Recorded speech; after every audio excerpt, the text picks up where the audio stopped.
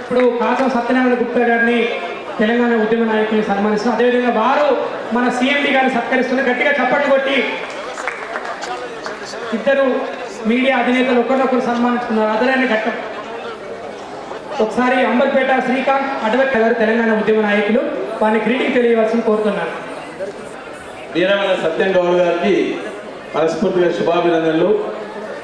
ఆదాబ్ హైదరాబాద్ 15వ వసంతాలు పూర్తి చేసుకున్నటువంటి సందర్భంగా జరుగుతున్నటువంటి ఈ కార్యక్రమానికి విచ్చేసినటువంటి పాఠకులకు, మిత్రులకు, వీక్షకులకు, ముఖ్యంగా వారి శ్రేయభిలాష అందరూ కూడా మా వీక్లీ న్యూస్ తరఫున కూడా వారందరికీ శుభాకాంక్షలు, అభినందనలు తెలుపుతారు. అదే కాకుండా తను పత్రిక పెట్టకముందు ఒక మ్యాగజైన్ నడిపించేవాడు, రెవెన్యూ వాయిస్ ఒక మ్యాగజైను. అంతకుముందు ఒక కేబుల్, అంటే కేబుల్లోకి రావాలి, మీడియాలోకి రావాలని చెప్పి ఎప్పుడో 20 ఏళ్ల కిందనే కేబుల్ ఆపరేటర్ కూడా చేసింది.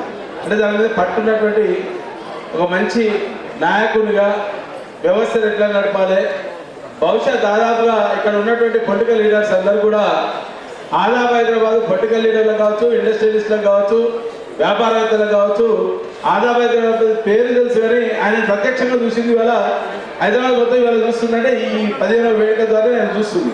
ఇంతకుముందే మా డాక్టర్ సాబ్ చెప్పిండుగా ఒసామా బిన్ చూడలే ఎవరు కానీ మన సత్యం చూస్తుందంటే ఆ స్థాయి కాదు కానీ అంటే ఒక మంచి ఒక పేపర్కి అయితే ఒక క్వాలిటీ తీసుకొచ్చిండు.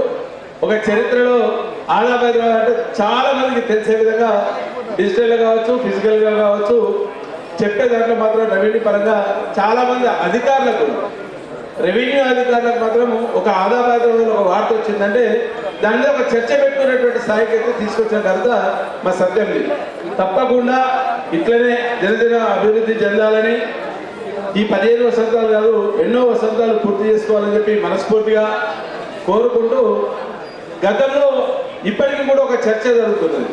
అంటే పత్రికలు అనేది today's paper towards best paper అనేటువంటి ఒక నానుడు ఉన్నది.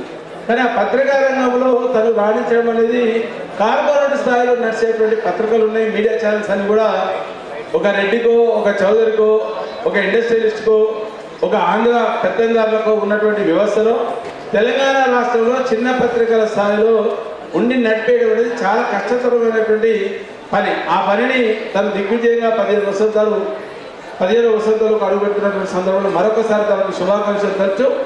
డెఫినెట్గా మీడియాలో ఇంకా చాలా మార్పులు రావాలి, డిజిటల్ కంటే ఇంకా ఫాస్ట్గా రావాలి. దాంట్లో ఉన్నటువంటి శాంటిటీ చాలామంది చెప్తారు, చాలా పేపర్లు ఉన్నాయి, చాలా ఛానళ్ళు ఉన్నాయి అని చెప్తున్నటువంటి నేపథ్యంలో ఎవరికి ఉండే క్వాలిటీ వాళ్ళకు ఉంటుంది, ఎవరికి ఉండే లీడర్షిప్ వాళ్ళకు ఉంటుంది. దాంట్లో ఎలాంటి అనుమానాలు లేదు.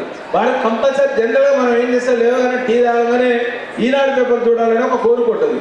అట్లా కొన్ని పత్రికలు కూడా ఈరోజు ఆయనకు ఉన్నటువంటి పరిస్థితి ఏంటంటే మనం చాలా డిబేట్లో చూస్తున్నాం. ఒక పచ్చ పత్రిక, ఎర్ర పత్రిక, గులాబీ పత్రిక చూస్తున్నాం. ఆయనకు రంగు ఏం లేదు, ఒకటే సహజమైన రంగు ఏంటంటే ఆదాబ్ హైదరాబాద్ మేల్కొంటాడు. హైదరాబాద్ని మేల్కొనడం తెలంగాణ రాష్ట్రంలో ఉన్నటువంటి వ్యవస్థ మొత్తం ఆ రెవెన్యూ వ్యవస్థను కొంచెం ప్రక్షాళన చేసే దిశలో పనిచేస్తున్నందుకు మరొకసారి అభినందన తెలుసు. డెఫినెట్గా ముందు గొప్ప మార్పులు తీసుకురావాలని చెప్పి కోరుకుంటూ మనస్ఫూర్తిగా అభినందిస్తూ థ్యాంక్ యూ.